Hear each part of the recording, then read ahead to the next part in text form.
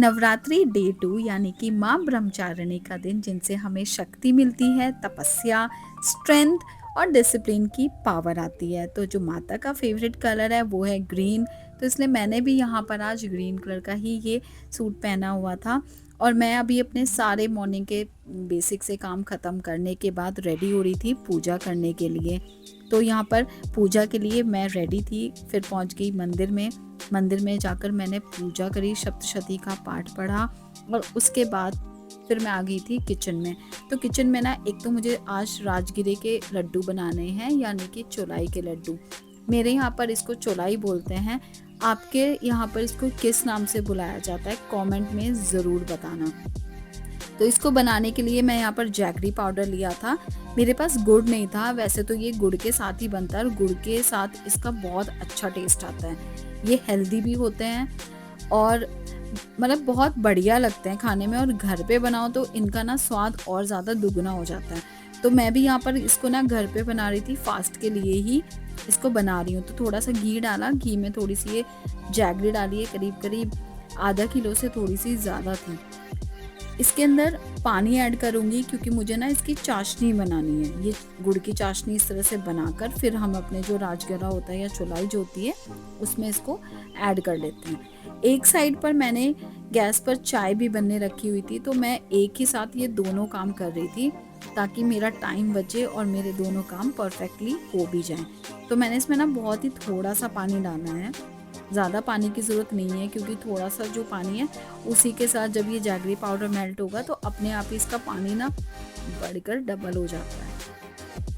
Fast के दिनों में ज़्यादा भूख भी नहीं लगती है, और जो फास्ट में चीज़ें होती हैं जैसे रोस्टेड मखाने या मूंगफली या फिर चिप्स पापड़ भी इस तरह की चीज़ें आती हैं, तो सच बोलूँ तो मेरा तो ना उनको खाने का भी मन नहीं करता है। तो आज मैंने बस यहाँ पर अपने लिए चाय बनाई थी, चाय के साथ कुछ भी नहीं रोस्ट किया जिसको मैं खाऊं या कुछ करूं, क्योंकि मन ही नहीं कर रहा था।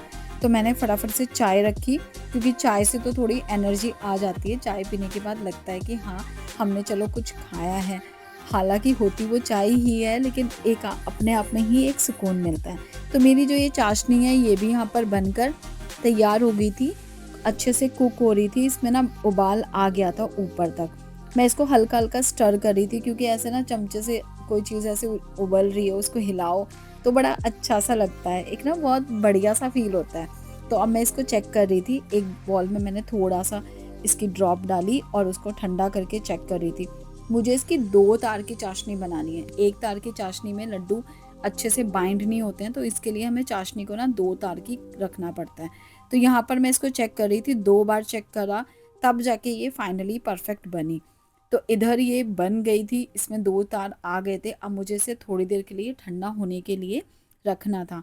तो मैंने ना जब चेक किया कि इसमें 2 तार ऑलरेडी बन चुके हैं, तो फिर मैंने गैस की फ्लेम को बंद किया और इसको बंद करके तब तक मैं जो मेरी चौलाई थी उसको छानने लगी थी। चौलाई को जब भी आप लेकर आओ ना, इसको छानना ज़रूरी होता है, क्योंकि इसमें ना थोड़ा बहुत डस्ट ज़रूर होता ही है। तो मैं जब भी ये लड्डू बनाती हूँ उनको छान कर ही बनाती हूँ। पहले तो ये जो चौलाई थी ये घरों पे ही रोस्ट हुआ करती थी, मतलब कच्ची चौलाई आप लेकर आओगे और उसको ना घर पे ला के आप रोस्ट करते हो। लेकिन आजकल घर भी छोटे छोटे हैं और किसी के पास इतना टाइम भी नहीं है कि वहाँ पर आप इन सब कामों को खुद करो। तो इसलिए आजकल ये बहुत अच्छी चीज़ आ गई है कि रोस्ट हुई हमें मिलती है। और पहले मेरे बचपन में, मैं जिस जगह से बिलोंग करती हूँ, मेरा जो नेटिव प्लेस है, वहाँ पर मैंने देखा था कि वहाँ पे ना मोस्टली जन्माष्टमी के टाइम पे ये चौलाई मिलती थी। लेकिन आजकल के टाइम पे ये थ्रू आउट ईयर आपको हर जगह अवेलेबल होती है। इसके पैकेट्स बने बनाए मिलते हैं, चाहे तो आप उससे फिर लड्डू बना लो या कुछ और बना लो। और अगर बच्चे लड्डू नहीं खाते हैं तो आप उसको ना चॉकलेट्स के फॉर्म में भी बना के दे सकते हो, क्योंकि ये काफ़ी हेल्दी होती है, इसके अंदर बहुत ज़्यादा प्रोटीन होता है, बहुत अच्छी चीज़ है अगर बच्चे खाएं तो इसको।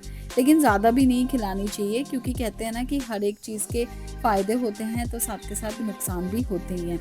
तो यहाँ पर ये मेरे जो चाशनी थी वो मैंने इसके अंदर ऐड कर ली है। चाशनी को भी आप छान के ही ऐड करना, क्योंकि जो हमारी शक्कर होती है या गुड़ होता है ना, उसमें हल्के फुल्के कुछ ना कुछ पार्टिकल्स होते हैं। तो अगर आप उसको छान लोगे तो वो आपके खाने के सामान के अंदर नहीं जाएंगे। अब मैं इसके लड्डू बना रही हूँ, तो लड्डू बनाने के लिए आपको अपने पहले हाथ या तो थोड़े से आप गीले कर लो या हल्का सा उनको ग्रीस कर लो। तो ग्रीजिंग से ज़्यादा अच्छा मुझे गीला करना सही लगता है, इसलिए मैंने हल्का सा पानी लगाया और मेरे तो लड्डू यहाँ पर बनकर रेडी हो गए थे। अब इस लड्डू में से मैंने सबसे पहले 2 लड्डू अपने मंदिर में रखे, एक अपनी माता रानी के लिए और दूसरा अपने कान्हा जी के लिए। क्योंकि मैं कुछ भी घर पे बनाती हूँ ना, तो मैं भोग ज़रूर निकालती हूँ और सबसे पहला जो भी टुकड़ा होता है वो मैं अपने भगवान जी को, अपने लड्डू गोपाल जी को ही देती हूँ। तो मैंने यहाँ पर एक एक लड्डू दोनों को खिलाया। उसके बाद हम सब ने भी खाया और सच में टेस्ट बहुत अच्छा था। उसके बाद मैं शाम के खाने की तैयारी में लग गई थी। नवरात्रों के दिनों में मैं खाना थोड़ा जल्दी ही बनाती हूँ, वैसे नॉर्मली भी मेरे यहाँ पे 8 साढ़े 8 तक खाना हो जाता है, लेकिन फास्ट चलते हैं तो मैं थोड़ा सा और जल्दी कर लेती हूँ, क्योंकि सुबह से कुछ खाया भी नहीं होता है और टाइम से ही फ्री हो जाते हैं, वो भी एक अच्छी चीज़ है। साथ में बोला भी जाता है कि फास्ट के दिनों में ना ज़्यादा लेट आपको खाना नहीं खाना चाहिए। पहले के टाइम पे तो गाँव में जो लोग रहते थे वो क्या करते थे कि वो तो दिन छिपने से पहले ही खा लेते थे, कहते थे कि व्रत में दिन छिपने से पहले ही आपको खाना खा लेना चाहिए। तो आज मैंने साबूदाने की टिक्की बनाई थी और बच्चों को तो इस तरह की चीज़ें बहुत ज़्यादा पसंद आती हैं। तो मेरी बेटी तो आके मुझे बोल रही थी कि आप ये सब कुछ रोज़ क्यों नहीं बनाती हो, फास्ट के दिनों में ही ऐसा खाना क्यों बनाती हो। तो खैर साबूदाने की टिक्की वैसे सच में बहुत अच्छी हो रही थी, बिल्कुल क्रिस्पी बनी थी। और मैंने भी यहाँ पर सबको खिलाने के बाद लास्ट में अपने लिए ये इस तरह से चाट के फॉर्म में इसको बनाया, हरी चटनी और थोड़ी सी दही। इमली मैं नहीं यूज़ करती हूँ फास्ट में, और कसम से इनका टेस्ट ना बहुत अच्छा था और क्रंच भी बहुत अच्छा था। मतलब मैंने ये बनाई शायद दूसरी तीसरी बार ही होगी, ज़्यादा मैं पहले कुकिंग वुकिंग पे इतना ध्यान नहीं देती थी, लेकिन ये वाकई में बहुत अच्छी बनी थी और इसमें ना बनाने में टाइम भी ज़्यादा नहीं लगा था।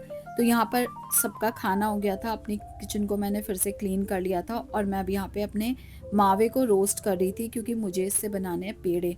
तो मैं रात को इसको रोस्ट करके रख दूँगी और अगले दिन सुबह उठ के इसके पेड़े बनाऊँगी। अब रात को मावा तो हो गया, लेकिन ये आटा बहुत दिन से रखा हुआ था, तो मैंने कपड़े चेंज करके इस आटे को मैं इस ड्राम में डालने लगी। तो ये तो सारा किचन में ही फैल गया, पूरी किचन मेरी गंदी हो गई, क्योंकि मुझे नहीं पता था कि आटा ज़्यादा होगा और पूरे ड्राम के अंदर नहीं आ पाएगा। फिर एक और काम एक्स्ट्रा बढ़ गया, तो इसको फिर निपटाया। एक्स्ट्रा आटा जो था वो सारा बाहर निकाला और बाहर निकालने के बाद इसको अंदर किया और पूरी किचन को क्लीन किया। तो मेरा तो डे 2 भी ऐसे ही रहा, कुछ एक्साइटेड और कुछ डिवोशन से भरा हुआ। आपका डे 2 कैसा रहा आप कमेंट में ज़रूर बताना।